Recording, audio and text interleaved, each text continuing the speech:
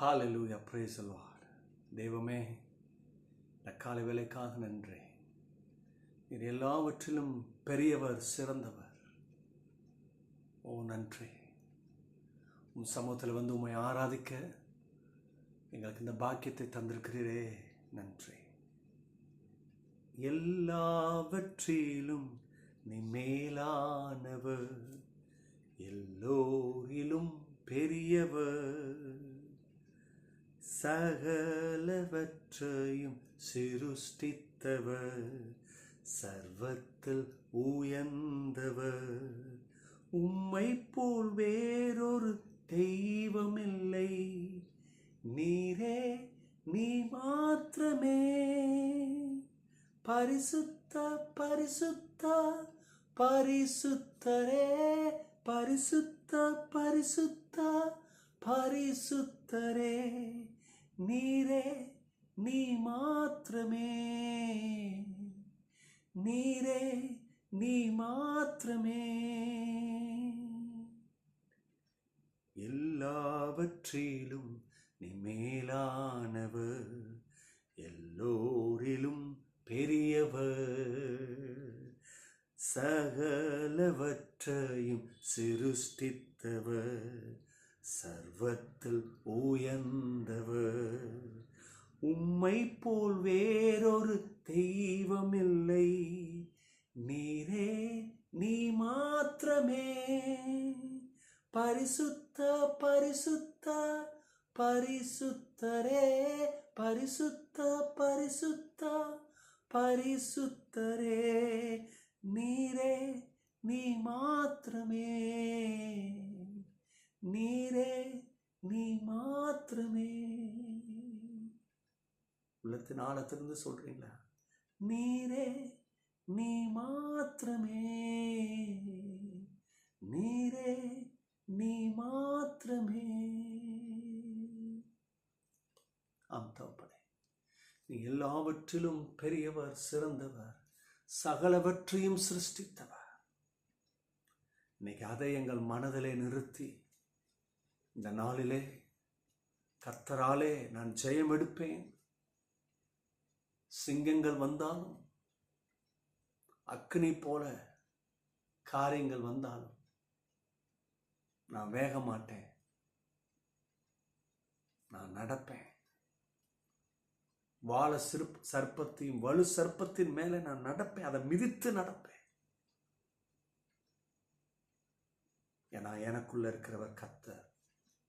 இந்த நாளில் எந்த விஷயத்திலும் தோத்து போக மாட்டேன், ஜெயம் எடுப்பேன், வாழ்வேன், சுகித்திருப்பேன், அவருடைய நாம மகிமைக்கென்று வாழ்வேன்னு சொல்லிட்டு வாயில அறிக்கை செய்யும் பொழுது இந்த சேனைகளின் கர்த்தர் அற்புதமாய் நம்மளை நடத்துவாரப்பா. இன்னைக்கு தக்கால வேளையில் பிள்ளைகளுக்கு உறுதியை கொடுங்க, தைரியத்தை கொடுங்க, பயம் கலக்கத்தை நீக்குங்க, தடுமாற்றத்தை எடுங்க. பிள்ளைகள் கரத்தை பிடித்து நீ நடத்த போவதுக்கு நன்றி. அது வார்த்தையில் எங்களை உறுதிப்படுத்தும். ஆமேன். இன்றைக்கு கர்த்தர் அவருடைய வார்த்தையிலே நம்மளை உறுதிப்படுத்துவாராக. ஆமேன். யோவான் எழுதின சுவிசேஷம் 20ஆம் அதிகாரம் 27ஆம் வசனத்தை தியானிப்போம். அந்த வசனத்தில் கடைசி பகுதி இப்படி வருகிறது: அவிசுவாசியாய் இராமல் விசுவாசியாயிரு. யாரை பார்த்து சொல்றாரு ஐயா? இயேசு உயிர்த்தெழுந்த பிறகு எல்லாருக்கும் தரிசனம் ஆறாரு. இப்போ சீடர்கள் எல்லாரும் இருக்கிறாங்க, அந்த இடத்துல வந்து தரிசனமாகிறாரு. அங்கே தோமா இருக்கிறாரு. ஏன்னா தோமா தான் இதுவரை பார்க்கல. ஏன்னா தோமா சந்தேகப்படுறாரு. சந்தேகம் எப்படி படுறாருன்னா, இவர் கடவுள் இல்லை, இவரால் செய்ய முடியாது, அப்படி இல்லை. சில உலக அறிவுகள், சில உலகத்தில் சில காரியத்தை மேற்கொள்ள முடியாது பார்த்தீங்களா, இந்த மரணத்தை. ஏன்னா மரணம் எல்லாத்தையும் விழுங்கிருச்சுது. ஆனால் இவர் அநேகரை உயிரோடு கூட எழுப்புனாரு. ஆனால் இவரே மறிச்சிட்டாரே, இப்போ எப்படி நடக்கும், எப்படி உயிரோடு எழும்புவார்? இதுதான் பெரிய அவருக்கு ஒரு பெரிய சந்தேகம். இப்போ அங்கே வந்துட்டாரு. தோமா ஆச்சரியமாக பார்க்குறாரு. பாப்பா, நீ தான் சொன்னீங்க, காயப்பட்ட இடத்துல என் விரலை போட்டு நான் பார்த்தால் ஒளியா நம்புவேன், வா வச்சு பாரு. நல்லா கவனிங்க. சில நேரங்களில் நம்ம சில பேரை சொல்லும் பொழுது அவங்க ஒரு வேளை சந்தேகப்படலாம், கொஞ்சம் பயப்படலாம். ஏன்னா நீ தோமா மாதிரி இருக்கன்னுவாங்க. என்னமோ இவங்க ரொம்ப எல்லாத்துலேயும் விசுவாசிக்கிற மாதிரி. நல்லா கவனிங்க, தோமா இந்த இடத்துல சந்தேகப்பட்டது ஒரு விதத்தில் ரொம்ப நல்லது பாருங்க. இன்னைக்கு ஏகப்பட்ட சந்தேகங்களுக்கு ஒரு பெரிய முடிவு வந்தது. தலைமுறைகளுக்கு ஒரு பெரிய ஆணித்தரமான செய்தி. ஆகவே நம்ம அந்த ஆங்கிள்லையும் பார்க்கணும். ஆனால் ஏன் இந்த இடத்துல இயேசு அவரை பார்த்து அவிசுவாசியாயிராமல் விசுவாசியாயிருன்னா, ஒரு சில காரியம் ஆவிக்குரிய காரியங்களை அவர் புரிஞ்சு கொள்ள முடியல, கிரகித்து கொள்ள முடியல. அதில் தான் அவிசுவாசிக்கிறார். எப்படி நடக்கும், திரும்பி எப்படி வருவார்? ரத்தம்னா போயிருச்சு, ஒரு சொட்டு ரத்தம் இல்லையே, திரும்பி உயிரோடு கூட வரணும்னா ரத்தம் வேணும். அப்போதானே. இது போல பலவிதமான சந்தேகங்கள். ஜீவன் வேணும். அவர் ஜீவனை விட்டு அதை நாங்கள் பார்த்தோம். கல்லறையில் போய் வச்சோம், மூடியாச்சு.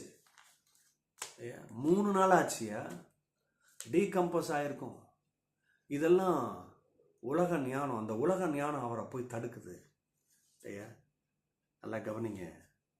அதுக்கெல்லாம் பதில் கொடுக்கறதுக்கு தான் இயேசு தோமாவோட இடத்துல போனார். தோமாவை பார்த்து சொல்கிறாரு, நீ அவிசுவாசியா இருக்காத, விசுவாசியாரு. தேவனால் எல்லாம் கூடுன்றதை நம்பு. இன்னைக்கு பிரியமான மக்களை, இந்த செய்தி யாருக்குன்னா உங்களுக்கு எனக்கும் தான். நம்ம சில விஷயத்த நம்ப மாட்டோம். நம்ம தோமாவே சொல்லிட்டு இருக்கோம், தோமா தோமான்னு. தோமா விசுவாசி ஆயிட்டாரு. நீங்கள் நம்ப மாட்டீங்க. அவர் தான் இந்தியாவுக்கு வராரு. ஐயா சென்னைக்கு வந்தார். எவ்வளோ பெரிய பாக்கியம் பாருங்க நமக்கு. இங்கே வந்து சுவிசேஷத்தை செஞ்சார், இயேசுவை பற்றி சொன்னார். கவனிங்க, பெரிய விசுவாசியாக இருந்தார், இரத்த சாட்சியாக மறிச்சார். அதனால் இனி தோமாவை சொல்லி பிரோஜனம் இல்லை. இப்போ நம்ம தான் அதை பார்க்கணும். என்ன பார்க்கணும்? அவிசுவாசியாக இராத, விசுவாசியாக இரு. பாருங்க, இன்னைக்கு எப்படி அவிசுவாசி வருது, விசுவாசம் இல்லாமல் சந்தேகம் வருது. அன்னைக்கு பாருங்க, இஸ்ரவேல் ஜனத்தை கர்த்தர் விடுதலை கொடுத்து அனுப்பிட்டாரு. எல்லாம் வந்துட்டாங்க. இந்த செங்கடல் கடக்கிற இடத்துல நிற்கிறாங்க. இப்போ பார்வோன் இருதயம் கடினப்பட்டு திரும்பி வர. கடினப்படுத்தினதே கர்த்தர் தான். இது உங்களுக்கு தெரில. இந்த திரள் சேனையை பார்த்துன்னு பயந்துட்டாங்க. இஸ்ரவேல் போய் மோசைக்கிட்ட சண்டை போடுறாங்க. எங்களுக்கு எகிப்தில் குழியில் இங்கே கூட்டிகிட்டு வந்தியா? என்ன இது கதை? இப்போ எப்படி போகிறோம்? 2 பக்கம் மாட்டிக்கிட்டோம். அதெல்லாம் கவனிங்க. பார்வோன் எப்படி வரான்? அவன் பெரிய ராஜ்யம், பெரிய அத்தாரிட்டி இருக்குது. ரதங்களை கொடுத்து, குதிரைகளை கொடுத்து அவனுக்கு ஒரு மேன்மை. ஏன்னா அன்னைக்கு அவன் காலகட்டத்தில் அவன்கிட்ட இருந்தது பெரிய ரிசோர்ஸு. நான் பிடிச்சிருவனாக்குன்ட்டு வரான். கர்த்தர் அதை அழிச்சு போட்டார். மோசே அப்படியே கர்த்தர் சொன்னதை நம்பினா இருப்பாருங்க. இன்னைக்கு அதுதான். இன்னைக்கு உங்கள் முன்னாடி நீங்கள் பார்வோனை பார்த்துட்டு பயந்துக்கிட்டு அவிசுவாசியாக இருக்கிறீங்களா, இல்லை மோசே போல கர்த்தர் சொல்கிறத நம்புறீங்களா? 2 உங்கள் முன்னாடி வைங்க. இல்லையா? சங்கீதம் 20:7 பார்த்தீங்கன்னா, சில ரதங்களை குறித்து, சில குதிரைகளை குறித்து மேன்மை பாராட்டுகிறார்கள், நாங்களும் எங்கள் தேவனாய கர்த்தருடைய நாமத்தை குறித்து மேன்மை பாராட்டுகிறோம். நீ யாரை குறித்து மேன்மை பாராட்டுற? ஐயோ பெரிய டாஸ்காக இருக்கு, முடியல, இதெல்லாம் எப்படி சர்வே பண்ணுவானான்னு தெரில, இந்த பிஸ்னஸில் நான் சாதிப்பேனான்னு தெரில, இந்த வேலையில் நிலச்சிருப்பானான்னு தெரில, இந்த ரிசர்ச்சை நான் செஞ்சு முடிப்பானான்னு தெரில, இந்த தீசிஸை நான் சப்மிட் பண்ணுவானா, இந்த பிஹெச்டி எனக்கு கிடைக்குமா, என் பிள்ளை இப்படி மேலங்குவானா, என் பிள்ளைக்கு சந்ததியின் ஆசீர்வாதம் உண்டா, திருமண காரியங்கள் கைக்குடி வருமா, வேலை வாய்ப்பு கிடைக்குமா, சந்தேகப்பட்டுக்கிட்டு இருக்கியே. நீ கர்த்தரை குறித்து மேன்மை பாராட்டு, உன்னுடைய வாழ்க்கையில் நன்மை வரும். நீ எதை குறித்து மேன்மை பாராட்டிக்கிட்டு இருக்கனா, ஐயோ இது டஃப்பான உலகம், நடக்குமா, தோற்று போயிடுவேன், என்ன நடக்க போகுதுன்னு தெரியலையே, தோல்விதான் நான் பார்த்துக்கிட்டு இருக்கிற. நீ ரதத்தை குறித்து மேன்மை பாராட்டிக்கிட்டு இருக்கிற.